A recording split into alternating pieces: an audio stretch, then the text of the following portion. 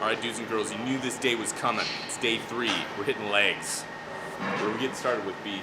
Well, we did a quick warm-up, a little bit of mobility, some stretching, leg swing, stuff like that, just to kind of get prepared for what we're about to do. And what we're about to do is squats. #1 exercise for the legs, baby. So let's get to it. First set is going to be 12 reps. We're going to do 4 sets. Going to pyramid down in repetitions and up in weight. So let's see what we got today. One of the best compound movements for the legs, of course. What you really want to focus on is pushing those hips back. You know, of course, there's different ways of squatting. We're just kind of doing more of a high bar version. It's kind of rest on the upper traps. You're going to keep a little bit more of vertical torso in this one, rather than as the low bar squats go. It's almost more of a bowing effect, and you're pushing your hips back even further to make sure that bar is right in line with the heels. Get more of a vertical squat that way. But a lot of reasons why you do a low bar squat is that if you have any issues with the knee, it can really take away some of this pain or discomfort in the knees due to the extra amount of tension that's in the hamstrings on the low bar squat. So I was having some knee problems in the past where I was feeling a little discomfort in squats, so I switched to the low bar version, which really gets those hamstrings tight as you push back. Get more of a bent over version here. You see a lot of power lifters do this kind of squat or variation of it. And so yeah, if you're feeling any kind of knee pain or discomfort in there, try switching to low bar squats and see if that'll help out. It really did. It really helped me out. So You may notice, why the hell does it look like they have so much weight on that bar? Well, thank you if you think that, but actually the reason why it looks like it's even more is because we're using bumper plates. These are great because you can drop them on the ground, just like the name implies, they bounce right back up. They're a lot thicker as well. So if you're doing moves like deadlifts, Pendlay rows, these are excellent for that because you can bang them around and you don't gotta worry about breaking them. And it looks like you're lifting a lot more weight in the process. And with that being done, set number 3, I'm gonna take a rest. We get a lot of questions, what are your rest times? And to answer that question, with big compound movements, such as squats, deadlifts, overhead press, typically we take about 60 to 90 seconds to rest, recuperate, recharge that ATP. For the smaller isolation exercises, such as barbell curls, we'll take about 30 to 60 seconds. time for that long walk through hell. Walking lunges. Hudson's favorite exercise, I think. I think you said that at one time. Yeah, right? That was a long time ago. They're my favorite exercise when I'm done with them. They're my least favorite exercise when I'm about to do them. But to get to buff dude heaven, you gotta walk through walking lunges hell. Yeah, at least that's what we tell ourselves. So you wanna pick some weights that you feel comfortable with. Start with body weight. Don't make the mistake of going too heavy to show off. The only person you're trying to impress is yourself. So just take your time, get used to it. You gotta preach above all proper form. You have to get that down before going up in weight. That will come. Everything comes in time. A good artist isn't a great artist from day one. Same with a good guitarist. Same with working out. Take your time, go week by week. Before you know it, you're gonna look back on yourself and go, holy shit, look at the progress I've made. And that's what it's all about. We set up for some Romanian deadlifts.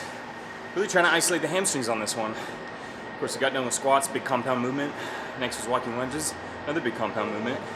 Takes a lot of energy out of you. Now we're really trying to isolate the hamstrings. In leg day, it's easy to neglect the hamstrings. The posterior chain is not necessarily utilized in a lot of these motions. It's going to be a lot quad based and glute based. So you want to really try to set aside some time or an exercise to really try to isolate the hamstrings, or at least put enough stress on them as possible. Make sure they're nice and strong and get the tension they need. So what better exercise than the Romanian deadlifts? And we're going to utilize the bar here. You always want to start in a racked position. Although with the name deadlift, it implies that you're starting from a dead position. But that's not true in this case. It's going to be a racked position because what you're working on is going to be the eccentric contraction, bringing it down to get that nice deep stretch in the hamstrings. You're going to hit that stretch reflex, and as soon as you hit that, it's like a rubber band. You're going to whip it up to the top position and get a nice squeeze in the glutes to the top position. Try not to overextend because it puts a lot of stress on that lower back. So what you want to do as well is guide that bar right along the thighs, keeping that lumbar nice and straight and contracting. Make sure it's stabilizing the spine. And you can breathe down and stretch. And you back down, back up to the top position. So here we go. Nice neutral neck, chin. See a lot of people doing this. It's either going to be looking at themselves in the mirror, or they're just not really practicing the proper form there. Nice neutral chin. Keep that spine alignment. I was too busy talking, I lost track of reps, but what you want to focus on too is keeping that bar close to the thighs. You really notice the contraction of the lats too. By keeping that bar tight, it's going to contract the lats, help control the bar as you lower down. Just one thing to keep in mind, one very important thing when you're with your training partner. Don't look each other in the eyes while you're performing this exercise, okay? Take it from experience, all right?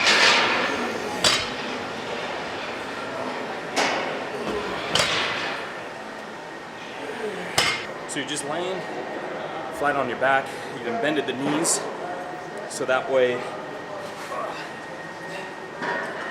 be in this position here, about hip width here in the placement, and the bar is going to be resting right in the hip crease. If you're holding the bar, you're going to be pushing straight up, making that bridge. Nice squeezing the glutes. You're going to work a little bit of the quads and some hamstrings as well, and big time on the core. The core is going to have to really tighten up to stabilize the spine once you get in that bridge position. You're going to get a slight hold at the top. Again, squeeze everything and contract everything, and then slowly let down to the bottom position where your back is flat on the floor. We're going to do 3 sets of 10 reps on this one. Really working on that hip strength, and hip strength is very, very important, whether it be you're in sports, you're powerlifting of course, or just day-to-day activities. A strong midsection core and hips is going to go a long way in the real world as well. So you always want to think about that. It's function as well as, you know, look. So you can't always be worried about how you look. It's also on how you perform. So this is one of those exercises that really help you perform. Pinky promise. I thought he was trying to pinky promise me or something. Evidence of hard work. That's what I was trying to point out. No, it's absolute. How was it humping those weights? Was that? How was it humping those weights? How was it? Damn, it felt good, you know? For this exercise, they're no longer bumper plates. They're humper plates. Get it? No? Okay. These are glute bridges, but if you want to increase the range of motion, you're going to elevate your upper body. So you can put your upper back on like a step or a bench. So you're going to get more hip flexion, and it's going to increase the range of motion. It's going to be a little bit more difficult. As you can tell on this one, we're doing just the standard glute bridges where we're starting from the floor and pressing up through the heels and concentrating on that peak contraction, the top position, slight hold at that bridge, and then drop it down to the bottom position. But if you want to make it a little bit more difficult, if you want a farther range of motion on there, then just elevate your upper body so that way you're above the ground and you get more flexion in the hips and also then the extension part as you thrust up to the top position. Moving on to kettlebell swings. So this one's kind of technique intense, I guess, as you can say, because you really want to get your technique down, and there's several ways of doing a kettlebell swing. This version, much like the glute bridges, you're working on a lot of hips. It's going to be the hip flexion, it's also going to be the hip extension. You're working a lot of power. There's going to be some momentum involved. So what you're doing is creating a lot of force and power through the hips by thrusting forward, and you're grabbing onto that kettlebell, and what it's going to do is going to carry the kettlebell up. Biggest mistake is raising the kettlebell with your shoulders.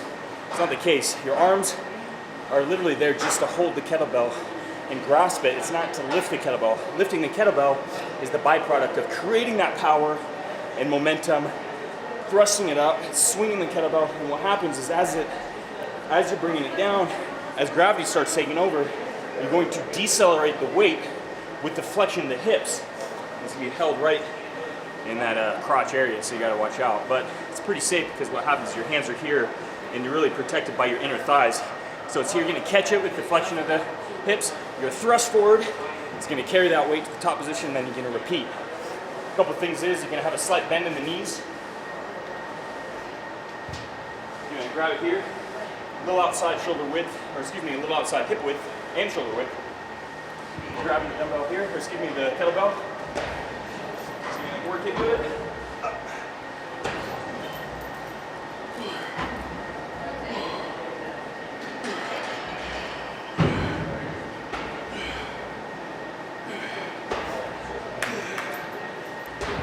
There we go. As you can tell, you're following your upper torso as you bring it down. So you're bowing forward, much like all of a sudden you grab a barbell and it's like a Romanian deadlift, right? Same kind of position, that bowing forward, slight bend in the knee, but you're feeling a lot of stretch in the hamstrings.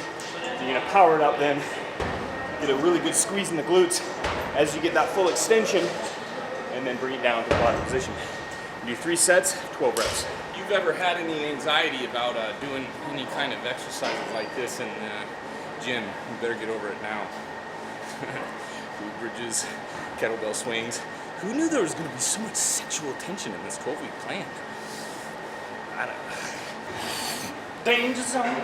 Highway to the danger zone. Yeah. Freeze frame now. Actually, let's mean the brain jump. The volleyball, ready? Yeah. Shit, we're supposed to high five, Oh yeah. man. Dumb and dumber style. It's all about the dumb and dumber. We'll get it next time. Who's dumb and who's dumber? Dumber. Yeah. It's all about the 12-week plan. By the end of it, we'll get it.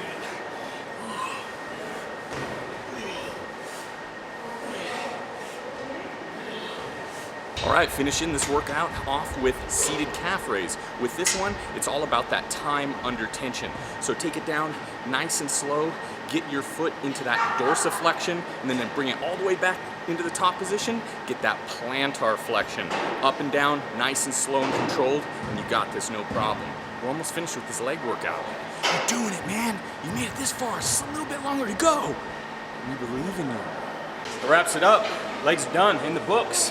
This is day 3. 3rd day was leg day, of course. And I think it went pretty well. It's going good, hell yeah. And you may have noticed, even the videos are getting better as well, because we're getting used to this whole setup. Hell yeah.